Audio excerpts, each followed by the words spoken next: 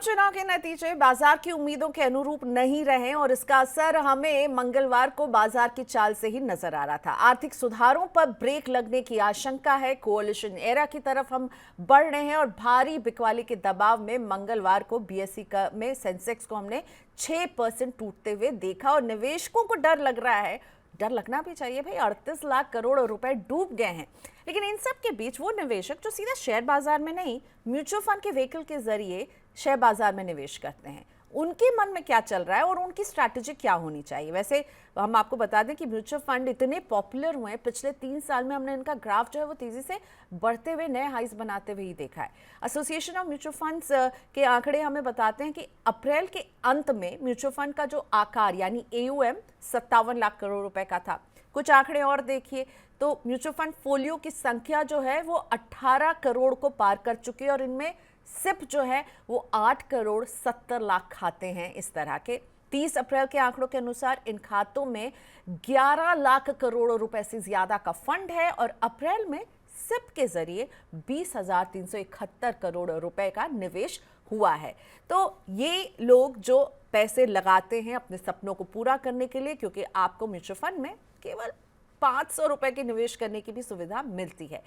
और अब जो लोग म्यूचुअल फंड में शायद निवेश करने की प्लानिंग कर रहे हैं, शुरुआत करना चाहते हैं, उन्हें क्या करना चाहिए और जो लोग निवेश कर रहे हैं उन्हें क्या करना चाहिए, तो इन सब पर मैं बात करने वाली हूँ। मेरे साथ जुड़ रही हैं फिनफिक्स की फाउंडर प्रबलीन बाजपेयी। प्रबलीन, जो नए इन्वेस्टर हैं, जो म्यूचुअल फंड में शायद फर्स्ट स्टेप लेने के बारे में सोच रहे थे, कॉन्टेम्पलेट कर रहे थे, अब ये शेयर बाजार में अगर भारी उतार चढ़ाव नजर आ रहा है, तो जो लोग म्यूचुअल फंड के जरिए इक्विटी में निवेश करना चाहते थे उन्हें आप अभी क्या एडवाइस दे रही हैं? क्या अभी भी ये सही टाइम है म्यूचुअल फंड में निवेश शुरू करने का, या आप कहेंगी थोड़ा सा वेट एंड वॉच? नमस्कार प्रियंका। आई थिंक एक चीज है जो हम बार बार दोहराते हैं, वो ये है कि जब आप सोचे कि हमें इन्वेस्ट करना चाहिए, वो सही समय है निवेश करने का, और जितना आप लंबा होराइजन लेके चल सकते हैं उतना अच्छा है।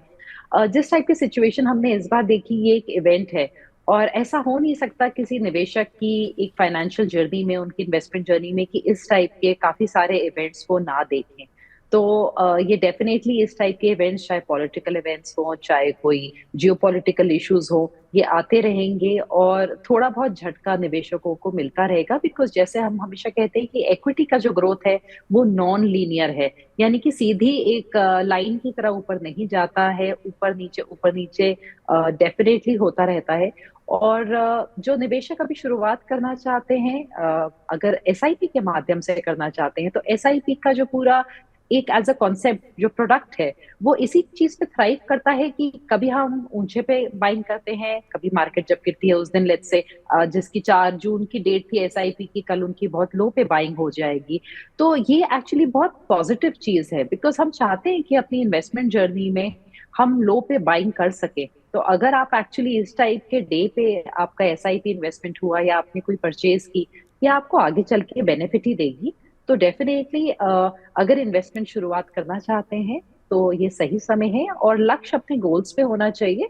बस आप अपने रिस्क एपिटाइट और जो आपका इन्वेस्टमेंट होराइजन है उसको समझ के, देख के फिर निवेश करें। ग्रीड में करेंगे, पुराने रिटर्न्स देख के करेंगे, तो डेफिनेटली ज्यादा ठोकर लगेगी।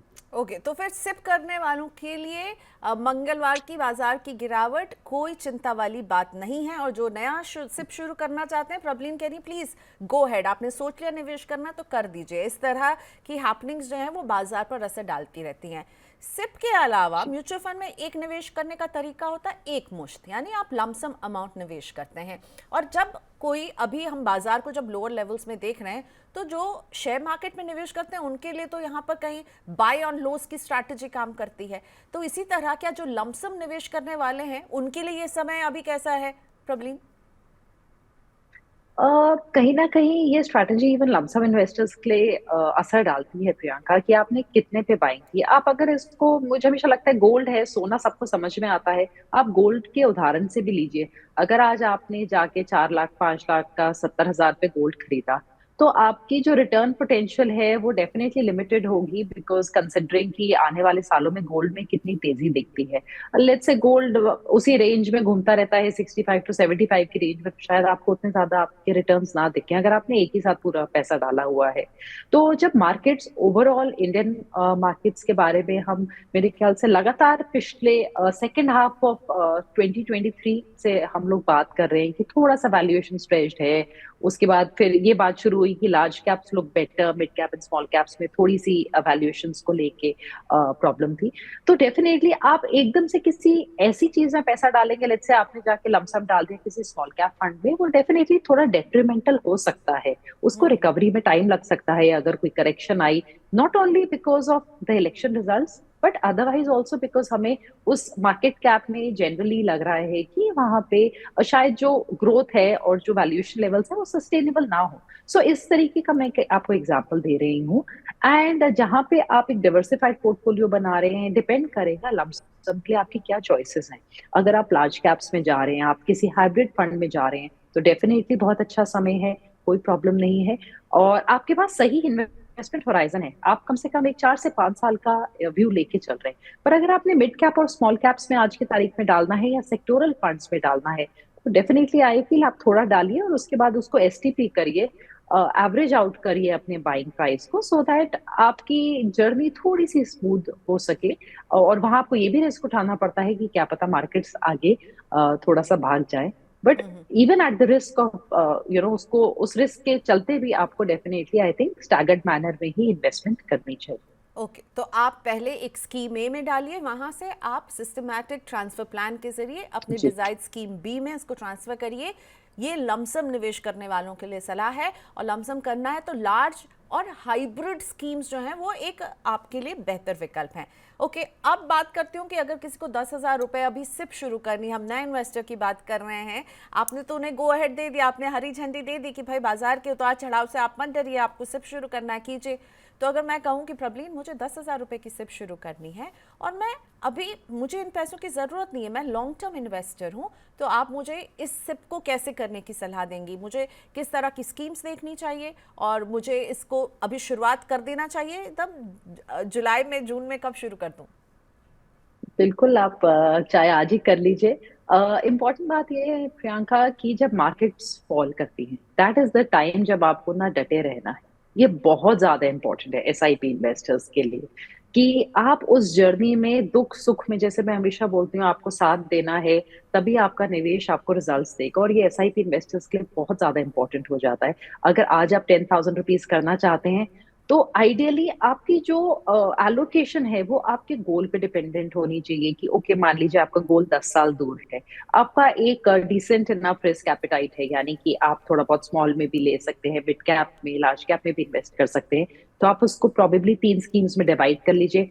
आप एक लार्ज कैप में इंडेक्स उठा लीजिए, आप मिड कैप में इंडेक्स उठा लीजिए, और एक मल्टी कैप फंड ले लीजिए जहां आपको लार्ज मिड का थोड़ा एक्टिव एक्सपोजर भी मिल जाए और साथ में आपको स्मॉल कैप का भी एक्सपोजर मिल रहा है टू बिगिन विद। और इस 10 साल के सफर में आपका जो निवेश है, अगर आपको 12% का हम एक पोर्टफोलियो रिटर्न्स लेके चलते हैं, आपके पास करीबन 23 लाख रुपए खड़े हो सकते हैं।